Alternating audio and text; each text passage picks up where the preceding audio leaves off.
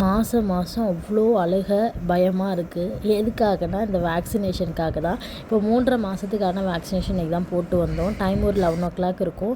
நல்லா ஃபீட் பண்ணி தூங்கிட்டான். அப்போ பெயின் இல்லை. நானும் ஆஃபீஸ் போய்ட்டு ஒரு 2:00 போல் வந்து அப்போ தான் எழுந்தான் அப்படின்னாங்க. பாட்டிலில் ஃபீட் பண்ணி வச்சுட்டு போயிருந்தேன். அதை வந்து ஃபீட் பண்ணிட்டு தான் இருந்தாங்கச்சு. என்னோடய லஞ்சும் நான் இன்றைக்கி முடிச்சிட்டேன். அதுக்கப்புறம் பார்த்திங்கன்னா அழுகையை ஸ்டார்ட் பண்ணிட்டான். அப்புறம் பேராசிட்டமால் ட்ராப்ஸு, நான் அந்த பெயின் கில்லருக்கு இந்த தெர்மோபாம் தான் ஆயில்மெண்ட் யூஸ் பண்ணிகிட்ருக்கேன். அந்த ரத்தக்கட்டு இதெல்லாம் இல்லாமல் இருக்கும். கொஞ்சம் பெயின் கேட்கும் அப்படின்னு சொன்னாங்க. பட் அந்த பெயின் இருந்துக்கிட்டே தான் இருக்குது. ஒரு 2:30 மணிக்கு மேலே ஃபீட் பண்ணி தூங்க வச்சு அந்த முனவிக்கிட்டேயே தூங்குவாங்களே அந்த மாதிரி தூங்கினா. அங்கே தம்பி அழுதுகிட்டு இருக்கான். இவன் ஸ்கூல் முடித்து வந்ததும் என்ன ஸ்நாக்ஸ் தெரியுமா என்கிட்ட கேட்டான். பாயசமா. எனக்கு டென்ஷன் தாங்க முடியல. சரி நீ ஓரளவு அமைதியாக இருந்தால் போதுண்டா, அவனை டிஸ்டர்ப் பண்ணாமன்னு அவருக்கு பிடிச்ச பால் பாயசம் பண்ணி அவனை கிளாஸுக்கெலாம் அனுப்பிவிட்டேன். அப்புறம் கொஞ்ச நேரம் தூங்கினா.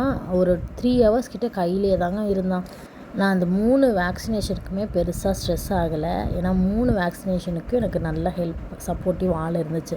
ஃபஸ்ட்டு வேக்சினேஷனுக்கு என்னோடய ஃபஸ்ட்டு தங்கச்சி வந்து ஃபுல்லாகவே டேக் கேர் பண்ணிக்கிட்டா, அந்த ப்ராப்ளம் இல்லை.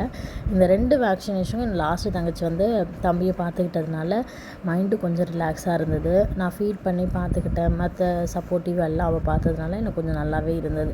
திரும்பவும் ஒரு 7 மணி போல் எழுந்து கையிலே தான் இருந்தான். அவங்க அப்பா வந்ததுக்கப்புறம் தான் அவன் சிரித்தானே.